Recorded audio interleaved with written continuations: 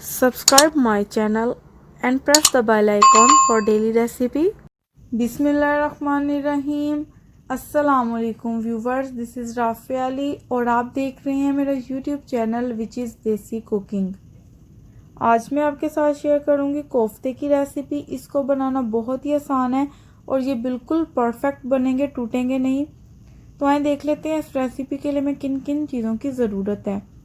इनको मैंने दो पार्ट्स में डिवाइड कर लिया है। ये होगा ग्रेवी के लिए और ये होगा कोफ्ते के लिए।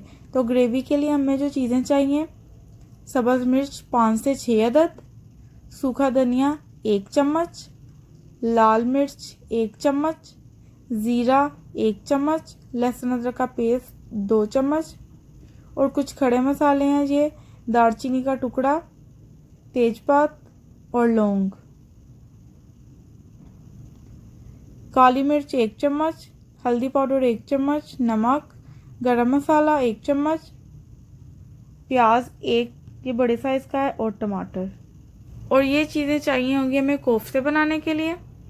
लहसुन अदरक का पेस्ट 2 चम्मच, लाल मिर्च 1 चम्मच, गरम मसाला 1 चम्मच, काली मिर्च पाउडर 1 चम्मच, 1 अदद अंडा, नमक, हल्दी छोटा चम्मच 1 और सूखा धनिया ये भी छोटा चम्मच।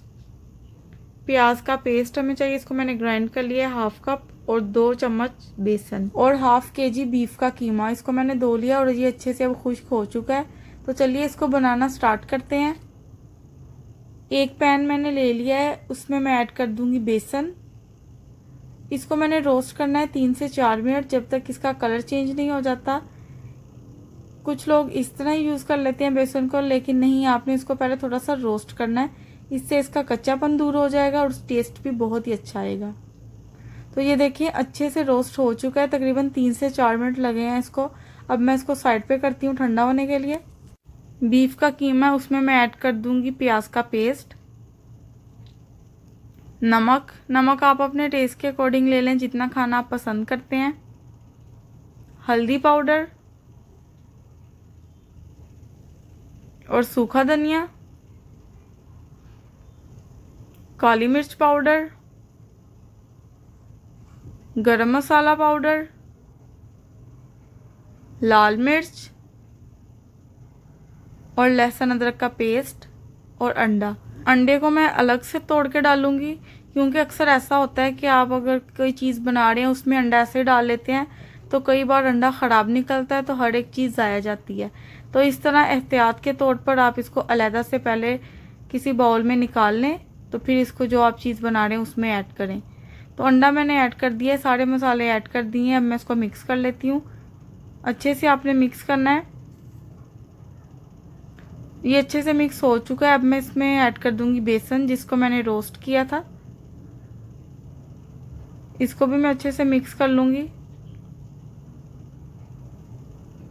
इस तरह। तो अल्हम्दुलिल्लाह हमारा कोफ्ते का डो बिल्कुल रेडी हो चुका है। ये देखें बहुत ही अच्छा रेडी हुआ है। अब हमें चाहिए होगा ऑयल हाथों को ग्रीस करने के लिए। अब हमने इसके छोटे छोटे बॉल्स बना लेने हैं, कोफ्ते की शेप इसको दे देनी है। आप जिस तरह के खाना पसंद करते हैं, छोटे बड़े उस साइज़ के बना सकते हैं, लेकिन यहाँ पे मैं नॉर्मल साइज़ के ही बना रही हूँ। तो देखें आपके देखते देखते बॉल अच्छे से रेडी हो चुका है, बहुत ही अच्छा बना है। आपने भी सेम इसी तरह के रेडी करने हैं। तो तकरीबन 5 से 6 मिनट लगेंगे आपको इधर कोफ्ते को रेडी करने में, ज़्यादा टाइम आपका नहीं लगेगा। तो अल्हम्दुलिल्लाह सारे कोफ्ते हमारे रेडी हो चुके हैं। पैन मैंने रख लिया है कोफ्ते को फ्राई करने के लिए। अब मैं इसमें ऐड कर दूंगी कोफ्ते एक एक करके।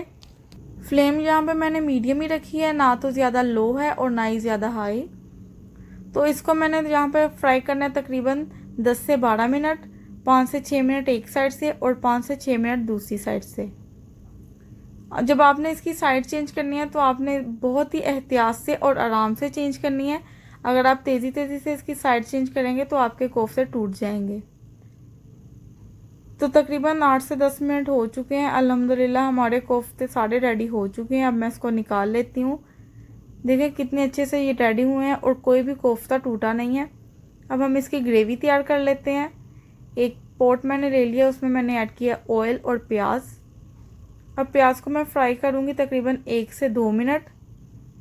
और अब इसमें मैं ऐड कर दूँगी खड़े मसाले जो मैंने आपको दिखाए थे, दालचीनी का टुकड़ा, तेज़पात और लौंग। अब इसको मैं पकाऊंगी यहाँ 5 से 6 मिनट। लहसुन अदरक का पेस्ट ऐड कर दूँगी मैं इसमें, और साथ ही इसमें मैं ऐड कर दूँगी टमाटर। इसको पकते हुए तकरीबन 5 से 6 मिनट हो चुके हैं। ये बहुत हद तक गल चुके हैं। मैंने हर एक चीज़ साथ साथ डाल दी थी और आपको दिखाती गई। अब इसमें से मैं दालचीनी और तेज़पात निकाल लूँगी क्योंकि मैंने इसको ग्राइंड करना है और एक अच्छा सा पेस्ट इसका तैयार कर लेना है। तो पेस्ट रेडी हो चुका है। अब मैं इसमें ऐड कर दूँगी नमक, काली मिर्च पाउडर, गरम मसाला पाउडर, लाल मिर्च, हल्दी पाउडर और ज़ीरा, सूखा धनिया और हरी मिर्चें। अब इन चीज़ों को मैं अच्छे से मिक्स करूँगी। तकरीबन 3 से 4 मिनट मैं इसको यहाँ पे और पकाऊंगी मसाले में। तो 3 से 4 मिनट हो चुके हैं इसको पकते हुए। अब मैं इसमें ऐड कर दूँगी 1 कप पानी। आप जितनी ग्रेवी रखना चाहते हैं उतना पानी ऐड कर सकते हैं, लेकिन यहाँ पे मैंने 1 कप ही यूज़ किया है। अब मैंने इसको पानी में पकाना है 7 से 8 मिनट।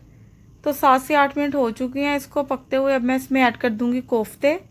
फ्लेम यहाँ पे मैंने बिल्कुल ही लो कर ली है। इसको अब मैं मिक्स करूँगी और इसको कवर करके रख दूँगी तकरीबन 7 से 8 मिनट। तो 7 से 8 मिनट हो चुके हैं अल्हम्दुलिल्लाह। अब मैं इसको चेक कर लेती हूँ।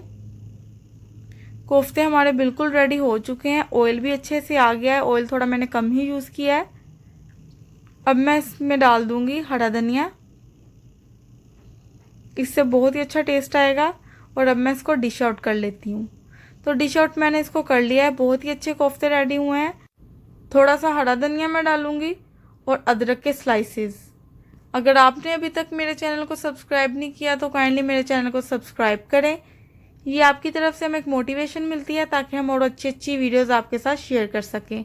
तो रेडी हैं हमारे कोफ्ते। अगर आपको मेरी आज की कोफ्ते की रेसिपी पसंद आई है तो लाइक, सब्सक्राइब और कमेंट करना मत भूलें। मिलते हैं नेक्स्ट वीडियो में। तब तक अल्लाह हाफिज़।